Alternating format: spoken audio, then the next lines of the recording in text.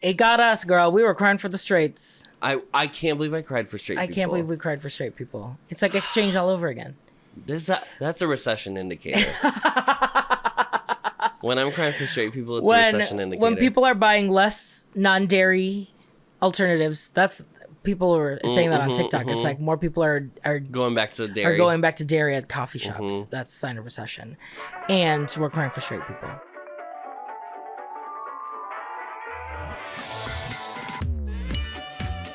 Welcome back to Boys Love, Boys Love. This week we are recapping My Beautiful Man Eternal, the film. As always, I'm Rubber Duck. And I'm Mr. Suspicious. Eternal! Should we address the duck in the room? And we're not talking about Kim Tere. Well, I thought this would be funny, and now I'm in it, and it's unnerving. I think I'll say that. I don't know how long I'll last in here, to be honest, but inside it's pretty spacious when the air's on. When you turn the air off and it starts depleting, it gets pretty scary.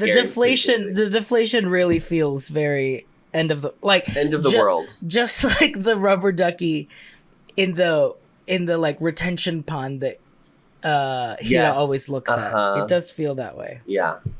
Adam, we finished all of My Beautiful Man. We did. And now we're in the movie. And from what I understand, like it's the novel is 3 volumes, and so basically season 1 is the first volume, season 2 is the second volume, and the movie is pretty much the third volume. Oh, really? So I'm like kind of sorry, I'm in your shot. Let me move away from your. I had to zoom you out so you can get, your head and. Yeah. What do you think of the movie separation as like the third act of the story? It's set up so well in season 2. I think it would be incredibly stupid if we had just watched season 2 and not watched the film. Yeah. Like obviously we were all gonna do it together no matter what, but like they are 2 acts of the same story. Yeah. So it's like I do actually feel that season 1 ends and you could just continue to not follow it if you didn't want to. Like I think season 1 is a complete story.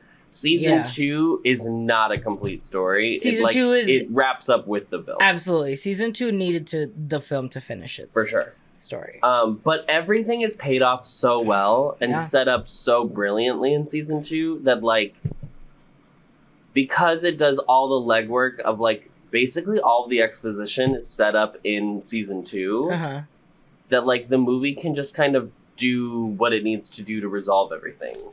So it doesn't have like, I mean, it has a little bit of a traditional. I'm just looking at your little limp wrist from this angle. It's just a little hand. It has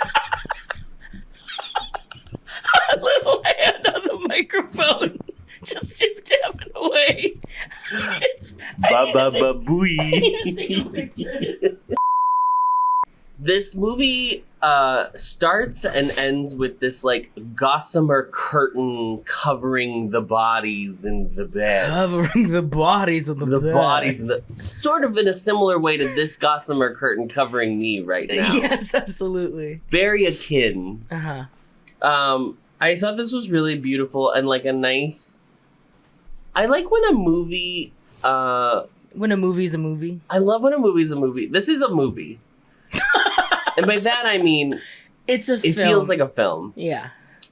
But I like what's the movie was it Alfonso did about Roma?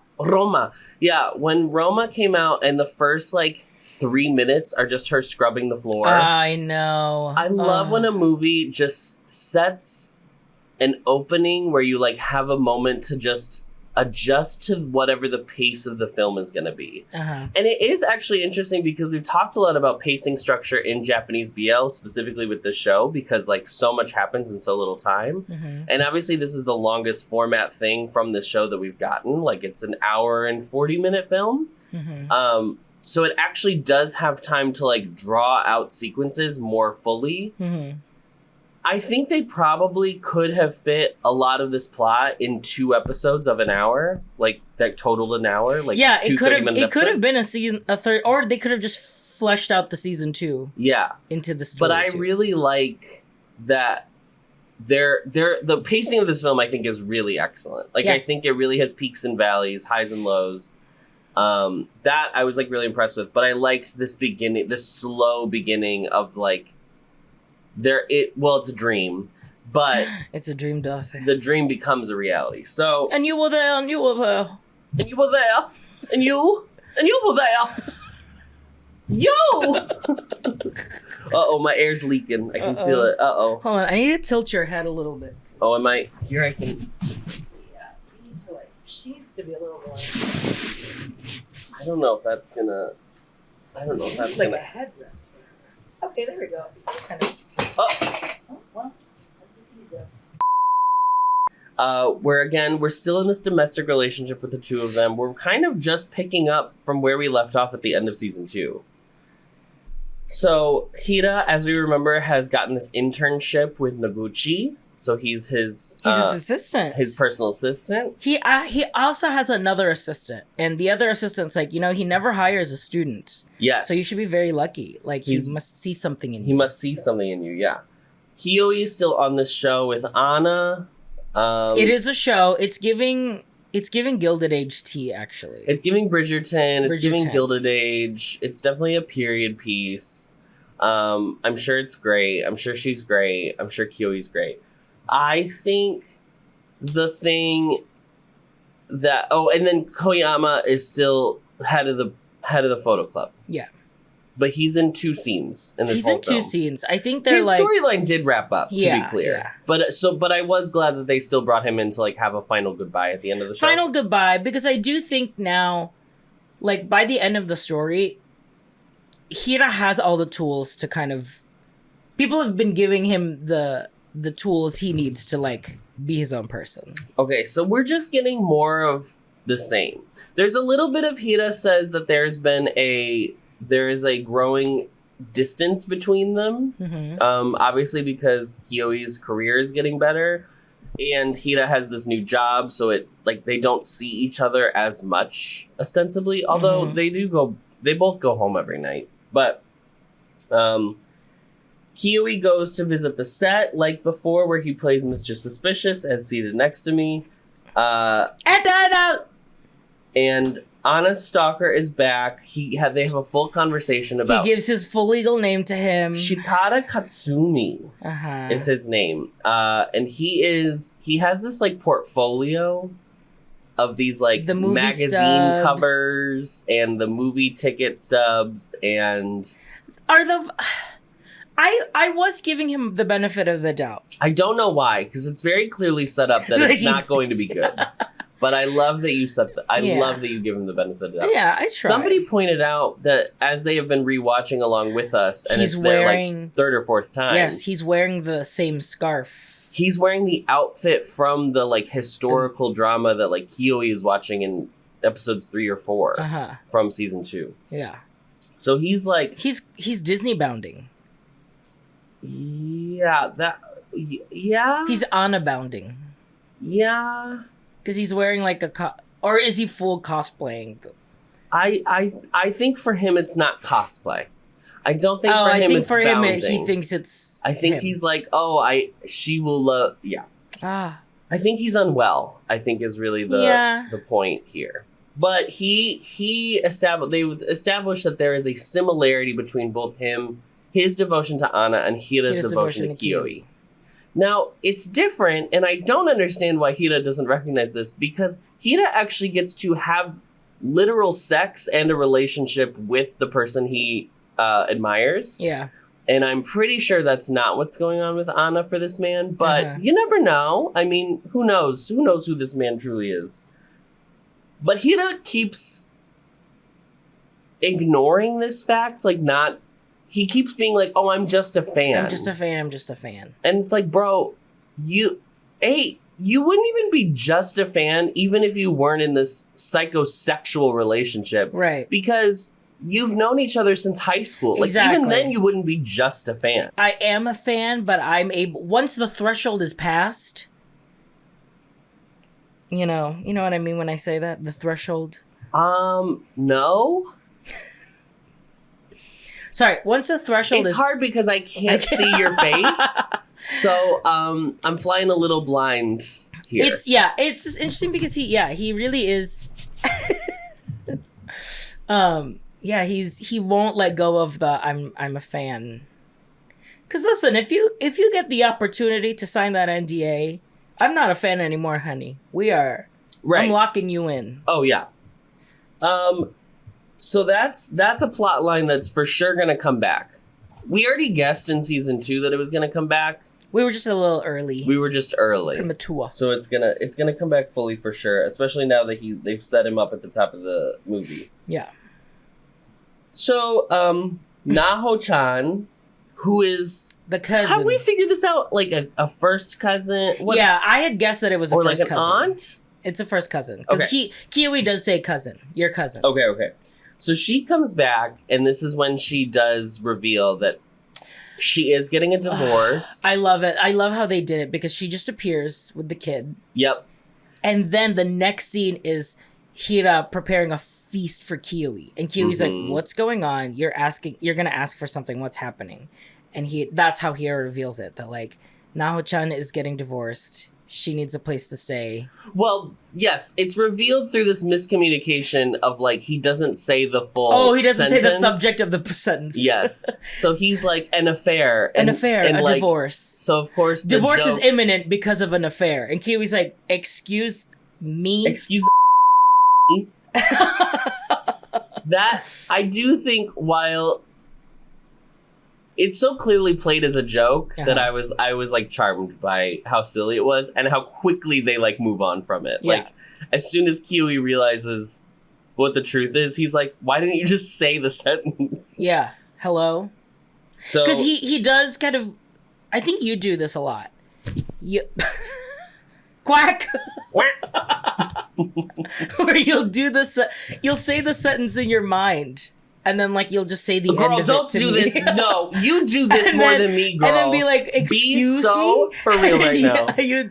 I'd be like, we were at the airport, and you were working on something, and you were talking to yourself. And I was like, are you talking to me? And you were like, no. I am having a conversation, but you are not in this. This is an AA conversation. I'm having a work meeting right now. It's a one-on-one here, and you're not part of this one-on-one. Okay. Yeah, one square. And the one is one person, and it's me. So that's fine. He's like, well, we're gonna have to separate because Naho-chan wants to take the house. This is crazy. See, I don't even know if that. I think. What it feels like, because it doesn't, like, she doesn't give me the thing of, like, I need you to move out. I think it's like, I need to stay here. And then I feel like Hira probably is like, okay, well, since you're like a family, you're a unit. Like, you can have the house, and then maybe he probably offered that, like, Kiyo and I will move, or whatever. It's probably a little more clear in the book, I would assume. Right. But I wouldn't be surprised if Hira was like, I do think she asked him to leave simply because later in the film she acquiesces the home and said you don't have to leave. Yeah. So, but she's still under the impression that they are just friends. So I think when she's like, "Oh, you're gonna leave." Oh, so you think that scene later when she says, "I don't think you don't have to leave anymore." That's her realizing that they're probably not. Yes. Okay. I do not think she realizes that what they are. Okay. But that's my guess, at least. Yeah. Because I think that is when she realizes, like, oh, it's not just going to be he just goes and finds, like, a little micro You and your apartment. friend will just find a roommate, yeah. Right. See, here's the thing with the JBLs, because they do show not tell, which we love. We love in film. I think that... Quack, quack. Quack, quack. That is part of the enjoyment is like the audience discovery in real time is also could be because I'm also the characters are also discovering it at the same time or not. Like it's kind of vague. Like you don't know because you can play out the like you could say like, oh, maybe there's subtextual there. You don't know for sure, but it like is part of the intrigue that like you're not fully like knowing what is happening with these characters, but when it's clear when you're supposed to get it as an audience member, and then it makes you think like, oh, like, yeah, did she always know? Like, is there subtext with what she said when she said that? Right. Yeah. That's true. It's fun. It's nice. It's fun to trust your audience in this much, I think. So Hira's like, well, we're going to have to live separately. It was lovely living with you while we could. And Kiyomi was like, what the immediately is like, no, we're going to keep living together. Stop doing this. Stop catastrophizing. They do this back and forth a lot of like, is this the end? But it does seem like Kiyomi, he gets emotional about it. He gets emotional. But it's never like, he knows that it's not real. You know what I mean? I think a true strength of this show is that all of the miscommunication of the show is not your standard rom-com miscommunication that is just to cause conflict. Meaning like, oh, someone doesn't say something specific, blah, blah, blah, blah, blah, and it leads to a 2-episode arc about it. Right. All of it feels like actually more character-based than anything else. Yeah.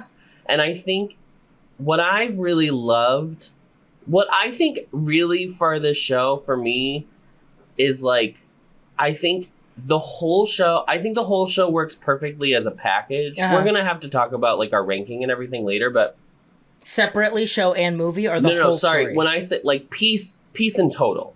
Piece in total. Like from My season Beautiful 1 Man, to the film. IP. My Beautiful Man, the IP. Yeah. I think like it works so well. So many BLs don't get. First of all, most BLs don't get a second season. Right. They're just a one story, quick thing, whatever.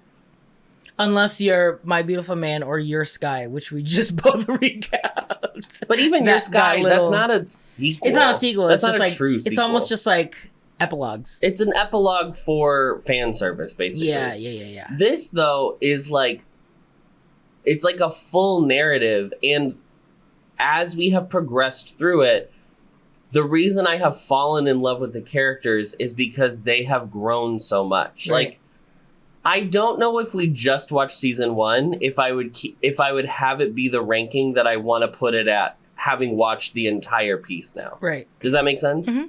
Like, I think season 1 ends brilliantly for what that story of season 1 is. Mm-hmm. But like, them as a couple and like getting to know them together and how they've grown, and like it actually feels like two characters that did grow in themselves. Like, right. If you go back and like, I kept thinking about like season 1 and how Hira couldn't talk to anyone. Yeah. And by the time this episode happens, he has this beautiful speech with Anna later where he like, not a stutter in sight, talks about how his like love for Kiyomi is the shining star in his heart. And it's like so incredibly moving. He's grown so much because his love for, his adoration and love for Kiyomi has like helped him be a better person. They reference it early, or like at one point in the film where he says like, oh, well, I've just learned to like be more domestic, like cook and clean and stuff, because like I want to make your life easier. Like I want to thank you because you've made me a better person. And on one hand, like he means that in a real tactile way, but like character development wise, like he's just such like a remarkable character to track his progress through the series. Like he is obviously the main character of the show. That's extremely apparent. And Kiyomi has his own kind of growth. But Kiyomi, I would say, even in this movie, doesn't really have the growth that like Hira does. Kiyomi's growth, I feel like, ended at the end of season 2. Yes, he's kind honestly, of continuing it was on the same trajectory that he was there. It was that scene where he like leaves the house, and then the next, and he comes back in the penultimate episode. Yeah, and then the last episode he comes back, and he's like, "I just realized what I need to do in order to communicate with you." Yeah, I'm staying hidden until we talk about this scene. There is one scene where they've discussed that they are going to move together, and they talk about like the logistics of like, well, should we stay closer to where you work, or should we stay closer to somewhere where like we can take the train, da da da. And it's like a really nice scene where he's like Hira's washing dishes, and Kiwi comes up behind him, and they're talking, and he hugs him from behind, and he just says, "It's really nice. It feels really nice discussing things together." There is like this genuine warmth and affection that the characters have for each other that has passed from this kind of like hormonal intensity into like this like more subdued like actual romance that I think is like so warm and lovely. That being said, they go take a bath. Then they go take a bath together, and they're sitting in this bath, which it looks so chic. It looks so like zen. It looks so peaceful. This giant. I wish I knew that they had this giant bathtub this entire time, because it just feels so relaxing. It looks relaxing. Is a bath a station? A bath. Well, okay, listen. They happen in a lot of BLs. Okay, it happened in OnlyFriends. It happened in Kim Porsche. It happened in Love in the Big Versa. City. It happened in. I mean, this is also just shows I've watched separately, but it happened in My Personal Weatherman. Happened in My Personal Weatherman, and then now it's happened here. Yeah, I mean, technically, if we want to say it, this is the liminal space of water. RJ. This is the liminal space of water. Homever.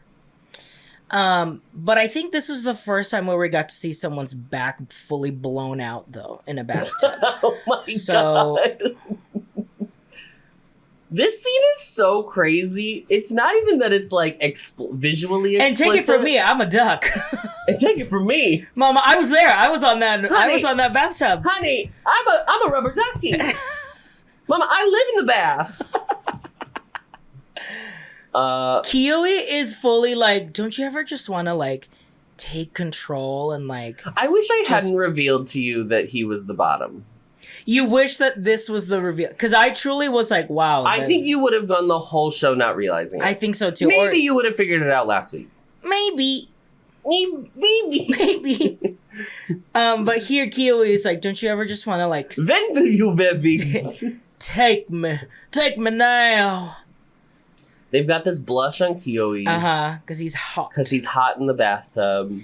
And Hira, it's crazy. Like, it is the hottest thing I've ever seen. It's very sexy. Because Hira makes him look at himself in the mirror, and he's like, "Look at you! Look at how beautiful you are." It's literally the hottest thing I've ever seen in my life. Woo!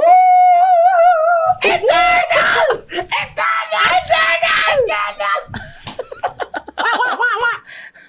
Wait. They go apartment hunting. It does not go super well, although... No, because now Kiwi's like, no baths, no bathtub. Not interested, mama. I need a bathtub. Okay, we're taking baths every day. There is now an expectation that Hira has placed upon himself. Because again, we've established in season 2 that he has this fear that Kiwi's going to leave at some point. Disappear. And they're coming for you. How is he going to prevent... What's the way that he's going to prevent Kiwi from leaving? Is he's going to win this James Beard Award or whatever the is? He wins the Nobel Prize for photography. James Beard is for cooking, correct? James Beard's for cooking?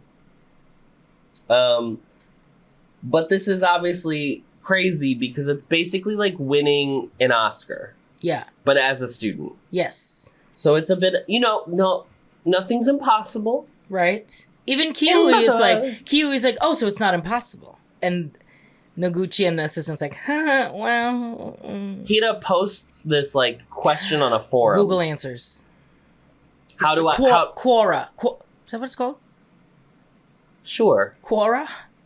Sure. How do I win... Bro, I gotta get out of here. It's hot. Oh, it's hot now? It's hot. We're seeing the deflation. Can you unzip from inside? Yeah.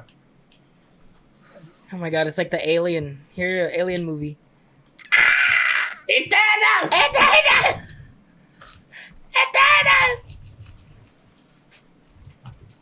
Oh god, ew. That's not bad. I wish it was just a onesie. I wish he just did a ducky onesie. There was one that was like a poncho. Poncho! But I didn't realize it was... I've never worn the inflatable one, so I didn't realize... I mean, it had sense. like motors and everything. Well, I didn't know it was like fully closed. Noguchi does a photo shoot in the rain with Anna. It's gorgeous. It's gorgeous. Incredible. There's like this voiceover from Hira that's like, everyone keeps talking about what a diva she is, but she's nothing of the sort. Mm-hmm. And the way that she kind of like gives herself up in the photo, like she just trusts Noguchi. It's on one hand like I feel like connecting the dots of like, oh, what photography can be, but then like immediately becomes super self-conscious that it's like I could never do that as a photographer, or like I can't see myself ever. Yeah, I think what I really like about his, I genuinely feel that a lot of these shows we watch really have less than 3-dimensional characters. Yeah, and I think for the most part in a romance genre, it's mostly okay because you're working with a lot of tropes, right?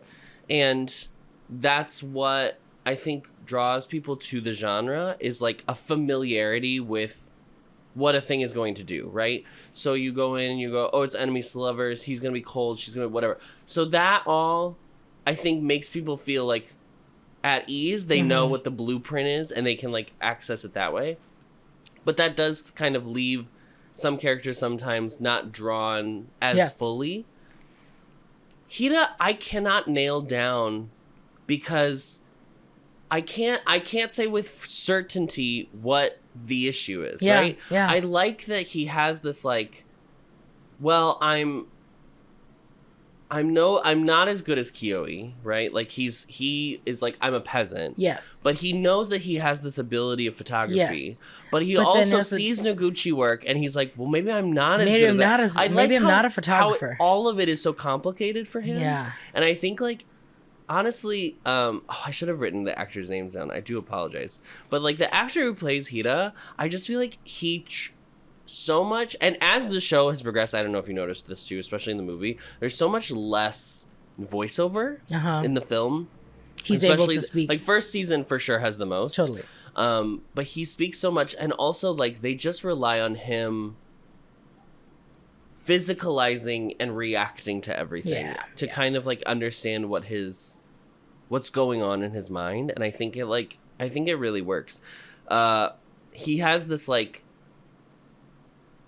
realization that like maybe I'll never be as good as Noguchi, and I think this is like a thing for people who maybe have like maybe not OCD, that's not the correct term, but that kind of like perfectionism. Have I talked about this? Yeah. Yeah.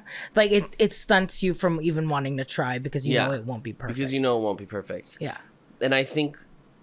But that's the thing, never...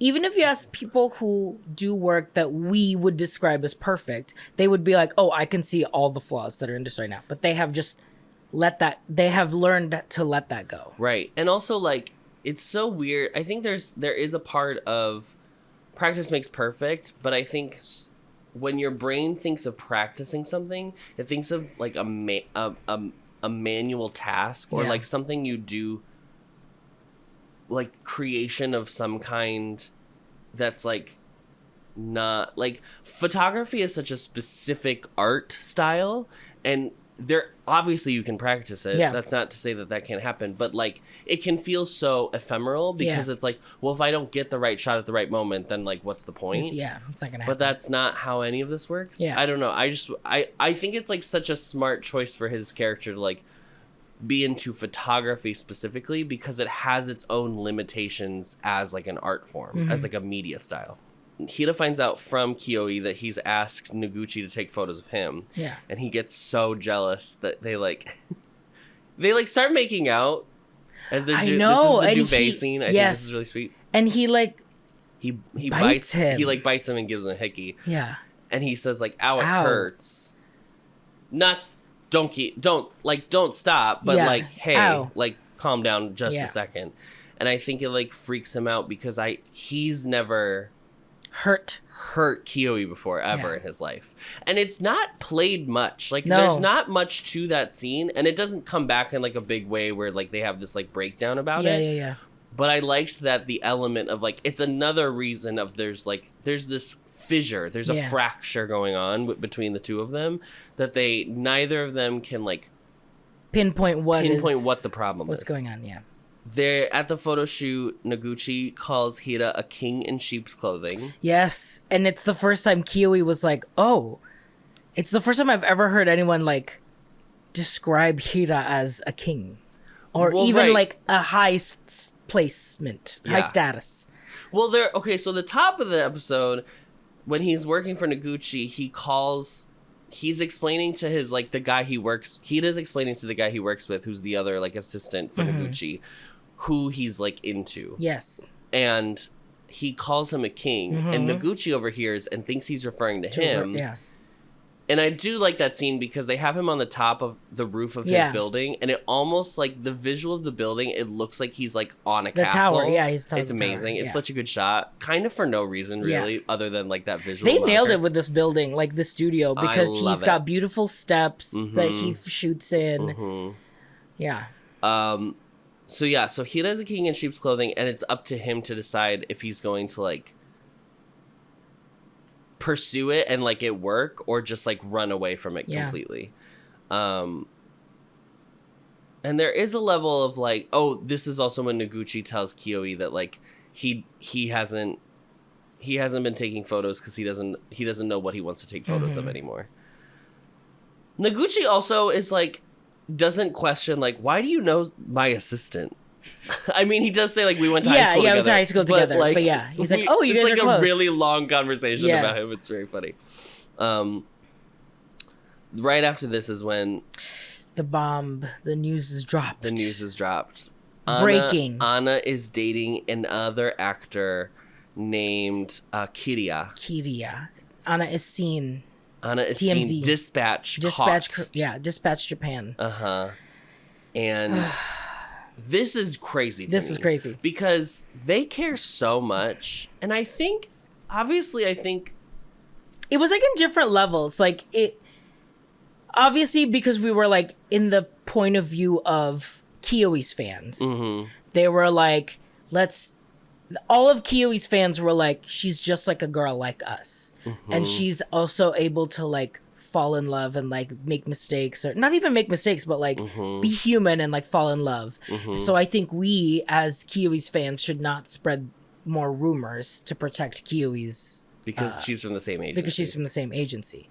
And like the stalker or the Anna's fan, like he kind of is not like mad about it either. There's like he kind of says like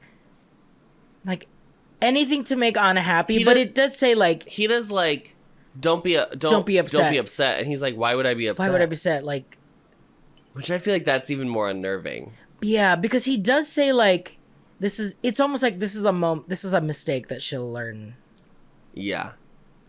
The show is canceled. Kiria, I guess, is like they don't know, but like he may currently be dating someone else. Because he has like a wedding brand endorsement, and he also has shows, and she has also sponsors that she has, and they've all been kaput. You're right.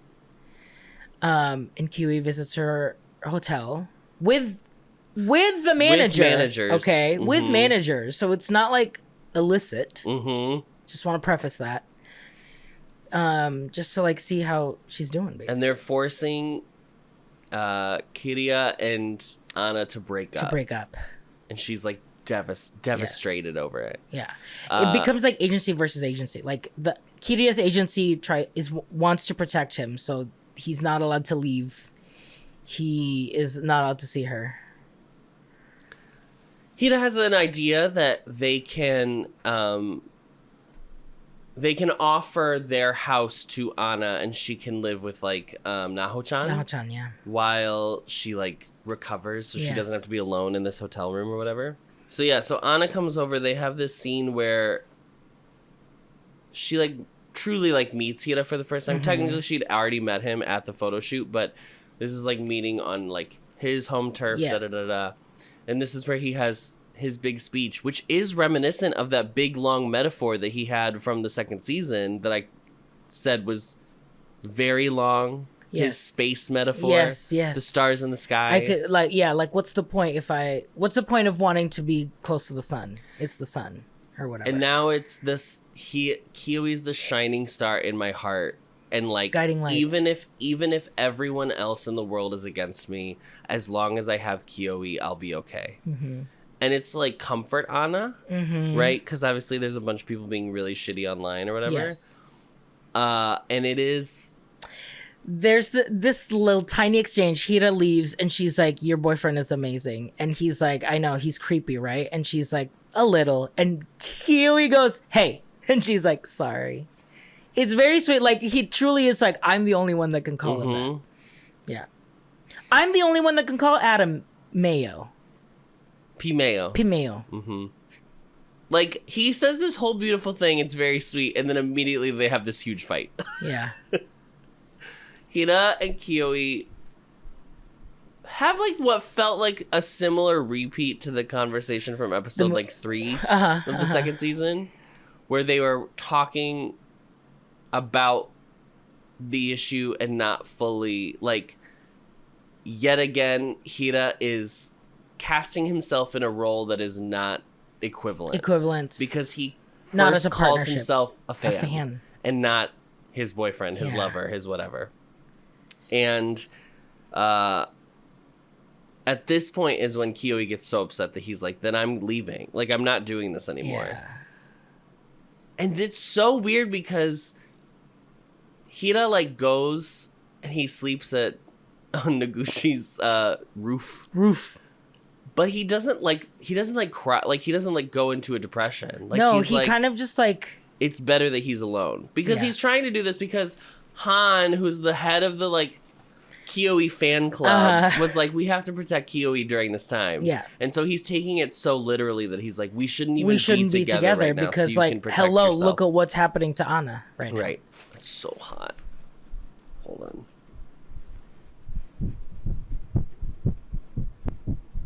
Well, here's the issue. There's two things that I need to say.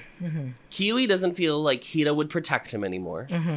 He specifically calls that out. He says, where was the Hira that, like, beat up Shirota when he, poured made me carry? And Hira doesn't know what to shoot anymore. Yes, because Noguchi says it to Kiyoi. As like, well, yeah, I mean, he could win this award, but he doesn't even know what to shoot anymore. And... Which, like, to Kiyoi was crazy like because he's like, it's me, diva. It's me. You always said I'm the only one that you want to shoot, and now you don't want to photo shoot. Yes. Oh, to be clear. Although I will say no guns. No guns. No guns. No guns. Back to basics. So those are the two things. Those are the two things that we as audience members are like clued in on. Like, this is what we have to overcome. Hira has to overcome.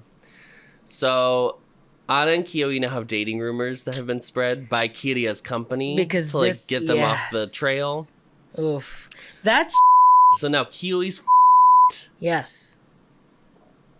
That is so shady. Hira asked Noguchi for a favor. Because Noguchi is going to do a photo shoot with Kiria.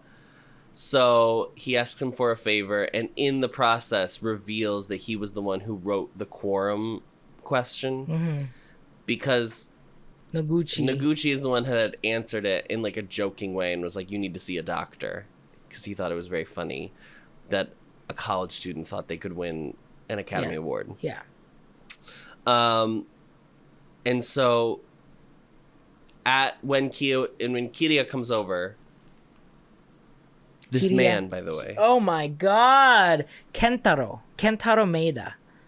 So he is in that other BL that's on Netflix. It's like I Cannot Reach You or something like that. Where it's also like angsty JBL high school boys. Great. Gorgeous. Like, we kept stopping to Google him because he's gorgeous. We get a secret meeting with Anna and Kiria, and Kyoi's also there. So this is starting to resolve this issue. Yes. It got us, girl. We were crying for the straights. I can't believe I cried for straight people. I can't believe we cried for straight people. It's like exchange all over again. That's a recession indicator. When I'm crying for straight people, it's a recession indicator. When people are buying less non-dairy alternatives, that's people are saying that on TikTok. It's like more people are going back to dairy. Are going back to dairy at coffee shops. That's a sign of recession. And we're crying for straight people. Because Kiria is like, I'm sorry, like the agency wants me to do this, but I'll quit. Like I will quit show business. He'll leave the industry for her. And she says, I will leave the show. I don't want to leave the show business for you. I want to because I love you but I also love acting. And I know I can do that because you are my shining star. I know. And basically uses the exact same things that Hira told her. Yeah. Hira tells Kioi that he wants to tell him something, so Kioi says, meet me at our secret spot. And then promptly gets abducted. Immediately. By, you guessed it, Shitara Katsumi, Anna's stalker. I'm your number one fan. I'm your number one fan. You dirty birdie. Oh, are you just doing, what's her name? Bag of chips. Hello, Paul.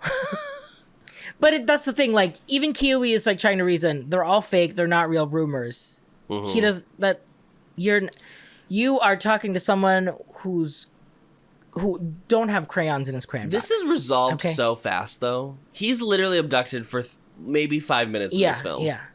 Because immediately Hida finds out and goes and rescues him. Because Kathy Bates calls Anna from Kiwi's phone to be like, come here, basically, like, to make her come.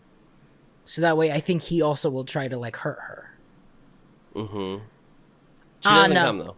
No, she doesn't come. Anna calls Hira and says, this is what's happening. And Hira loses his mind. Yeah. Like, back to the season 1. Yeah. When all of a sudden everything's, like, the machine gun situation. He saves Kioi. Beats the shit out of the stalker. Beats the shit out of the guy. Pushes Kioi so he can run away. And then immediately gets attacked again.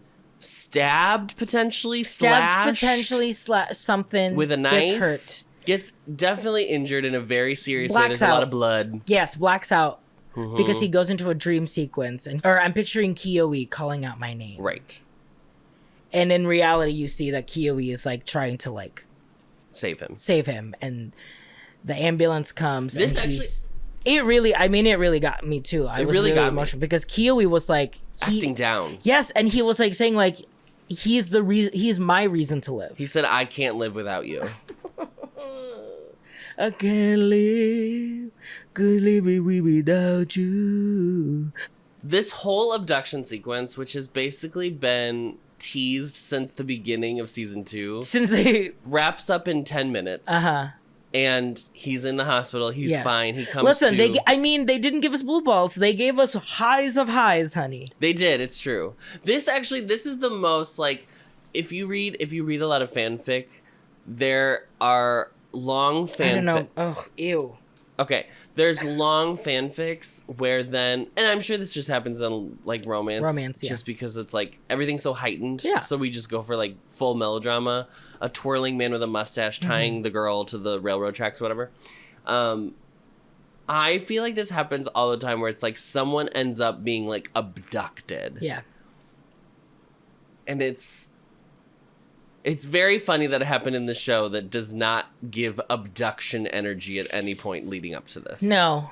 It toys around with it because of the, like, fanatic. It's set up well. I'm not saying it comes out of nowhere. Like, it's clearly set up. Yeah. But it's so... If we had finished episode 1 or season 1 and you were like, now what do you think's gonna happen in season 2? I would not have any point have been like... Abduction. But I guess I wouldn't have said the same thing for Agretzko either. And that happens also in Agretzko. I know. That was the entire... I mean, the fascination of she isn't abducted. She's stabbed on the street. She's literally stabbed on the street. Guys, Agretzko's so good. The fanaticism and like intensity. It's a good way to juxtapose Hira's adoration and intensity of his devotion against real. Like a twisted version of it. Yes.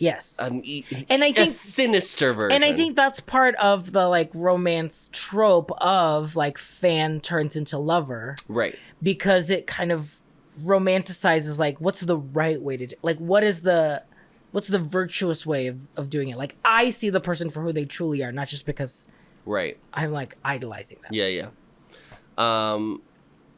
Naho-chan is in the hospital room, and when he comes to, she says that she's going to move out. They can have the house together.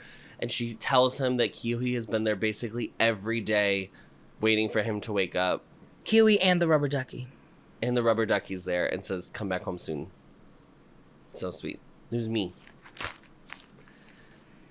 Come back to the bathtub soon. What's so fascinating is we do not see their, like, reunion. Like, yeah. It is explicitly left out of this film. Yeah. There is no, like, he comes in with the bag from the hospital and they embrace. There's not. We go straight into he's back at work.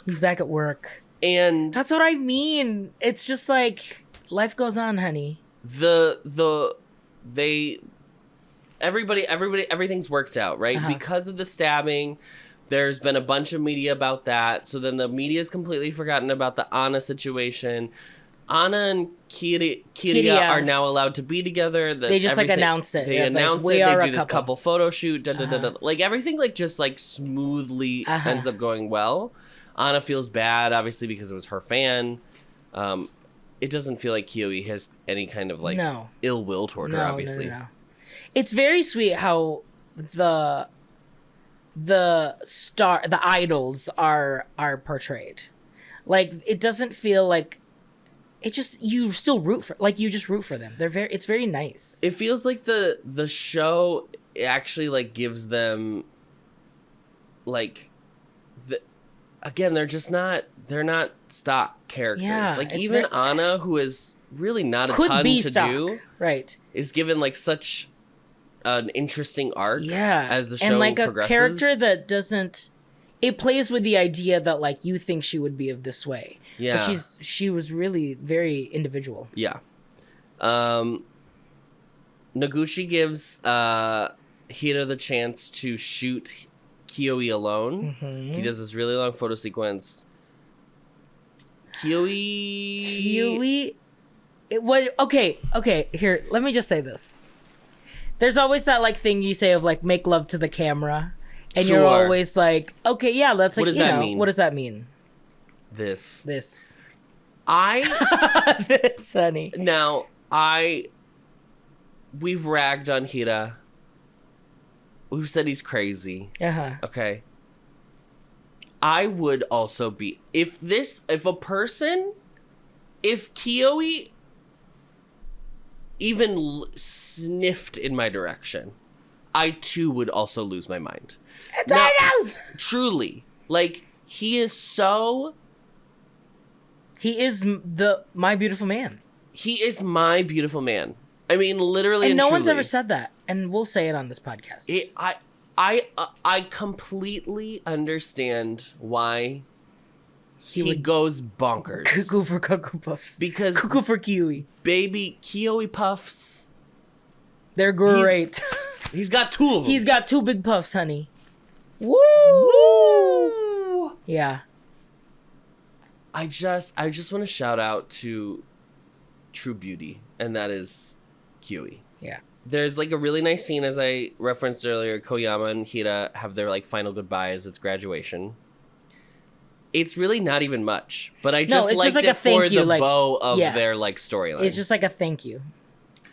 And then he's now taking photos again. Now that he's like, I'm going to show the world. No one can take pictures of you because I know your beauty more than anybody else. So now he's like back to like constantly taking photos of Kiyohi. They go back to the school. They end up in the music classroom where like he was like laying down on the lockers, and then they get caught as they're about to kiss. They get caught by a teacher, and then they get chased around the school. But like, I really loved this sequence, and I was like crying the entire time. Yes, because it almost looks. They play with the fantasy of it too, that they're running through the different scenes that they had. So they're running back in their uniforms in the classroom, and then through the like the blacktop or whatever, where they start playing with the hoses when they were washing. Yep. When they had that punishment. Yep. It's done so well in a way that often they will do, like, BLs will do the, like, classic montage of the flashbacks of moments. So you as the audience remember all the lovely moments we shared together, which I don't mind. Yeah. It gives the same feeling. I feel like this is the elevated version of that. Yes, it's the elevated version for sure. So then they do that, and then they're back at the Gossamer They're back at the Gossamer Curtain. Making love. Because he truly is my beautiful man. Wow. It was great. It was great. I know. Let's talk about where this is in the pantheon of BL. Who's your MVP? I mean, it is Hira. Because I was going to say Kiwi. Wow. Hira, it was a tough watch in the first part, first act. I think for the whole show, it's Hira. Yeah.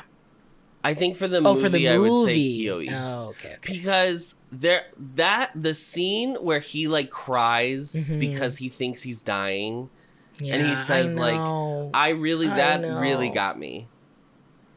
I really felt like he lost him. Yeah, I think it's Hira still for me. Yeah. He's so good. He just this slow rise into like his own power is just. But even I could even give it to Anna. I know the scene where she's like looking out the window of the hotel is so incredibly morose. There were so many shots of this show, and especially movies. That I was like, I want to like recreate this. I know. Where they're in the duvet, putting tying the ties for the duvet cover. A task I literally hate doing. I make Adam do it every time. I mean, this isn't how you should do it, by the way. You should turn it inside out and then re-roll it back out. Yeah, but I know, but it's fine. So I love going under a fabric with characters. Like it feels so intimate. Is there something queer coded with like imagery of like meeting under a fabric? Maybe there's something like because like the public can't see us. You know what I mean? Like, it feels like it's happened, 3-4 times now? It's something like secret. Yeah. And I kind of even like that this movie doesn't, like, it never gets into, like, oh, like, no one can know. No one can know, yes. That's going to be something they're going to have to deal with later on. I know that's the thing. If you're really bogged down of, like, how can you actually be a couple if you're like a star and you're the photographer? Which is so funny that like I bring this up because I don't have this issue once at all in the show. Yeah. The show does not, while Anna's issue is this like, oh my god, she's different seeing this agency, guy, whatever, blah, blah, blah. Kiwi ostensibly would have the same problem. Like yes, he shouldn't and probably would be bad too. Be worse if it was like, oh, he's dating a guy. Because the show doesn't dwell on it, I just am like, it's not an issue. Yeah. But Tempo, which also is like famous characters dating non-famous characters. I'm constantly they reference worried. it. I'm constantly like, well, at some point this has to come back because they bring it up for these characters specifically. Yeah, they're like, So I'm waiting for the other shoe to drop as we watch the show. Right. Anyway, Okay. So in the tier list, what are what Twice fans called once? That's how much we would watch this. No. I ain't doing all that. Sorry or congratulations. Mm-hmm. Sorry that happened or congratulations. Complicated fave. Single-handedly keeping this in syndication. And then wish I could scrub my memory so I could watch this all over again. You know what it is, right? It's Scrub. I do want to scrub. I want to get in that bathtub. I want to forget everything and then discover that bathtub every single goddamn time. Yep. I want to forget that bathtub scene so it's so new and fresh. So it's new and fresh every time. Mm-hmm. I truly like.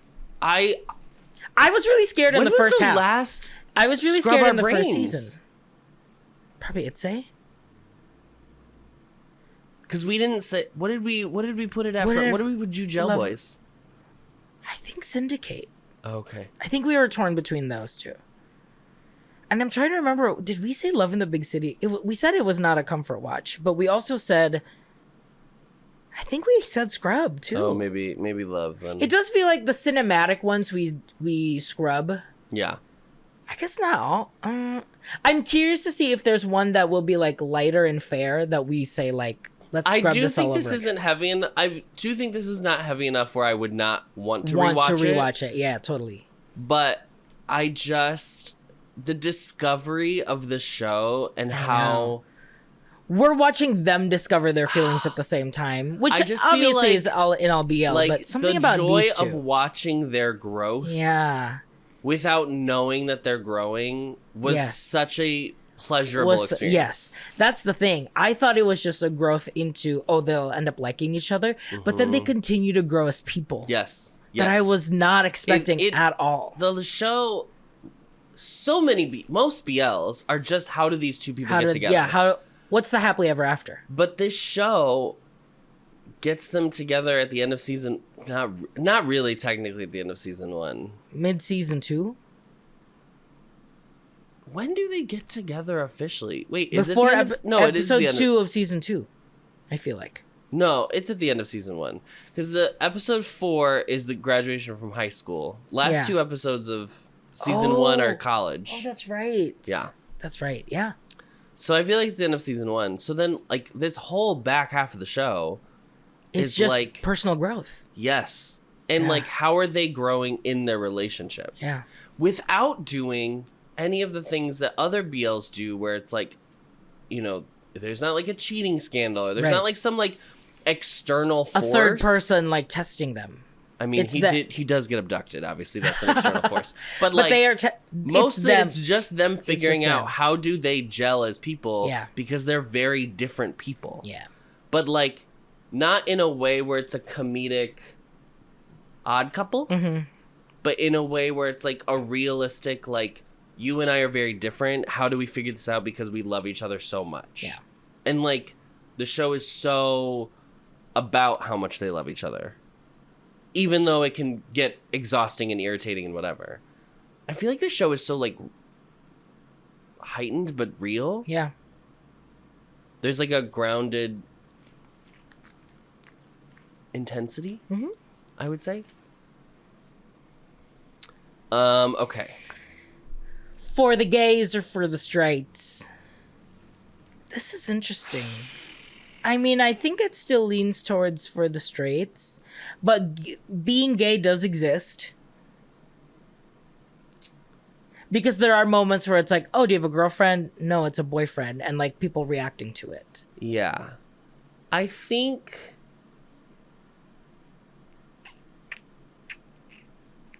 I feel like season 2 and the movie feel more... For the gays. For the gays. Season 1 is like very traditional. Yeah. Yeah. So maybe just on the middle. Okay. Leaning to the straights a little bit more? Oh, yeah. Okay. And then character. Like so far. Yeah. So far character. So far in the character direction. Absolutely. Yeah. Yeah. I genuinely love this. I really like this.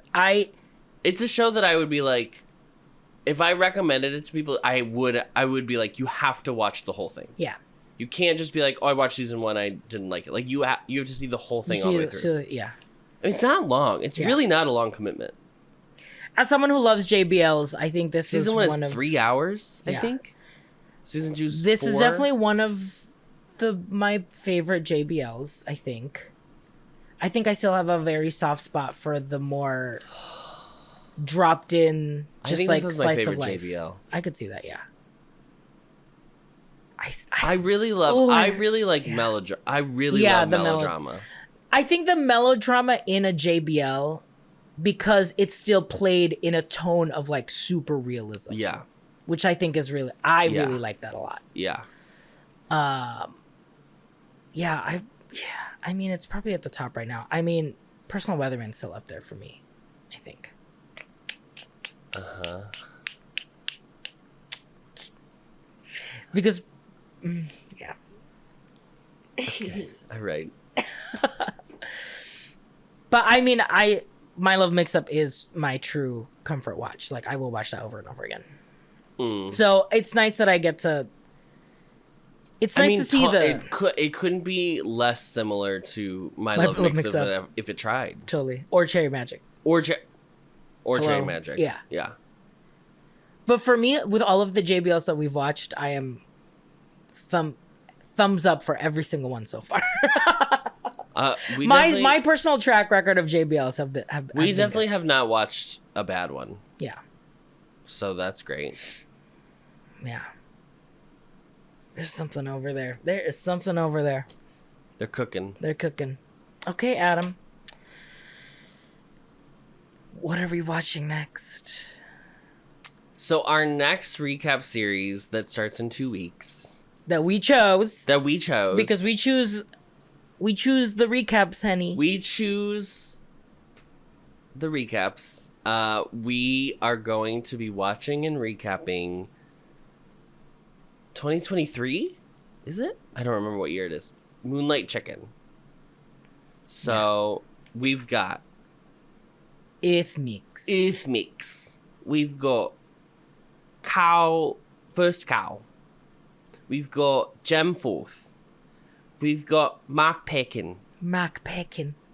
So I mean, it's like a restaurant.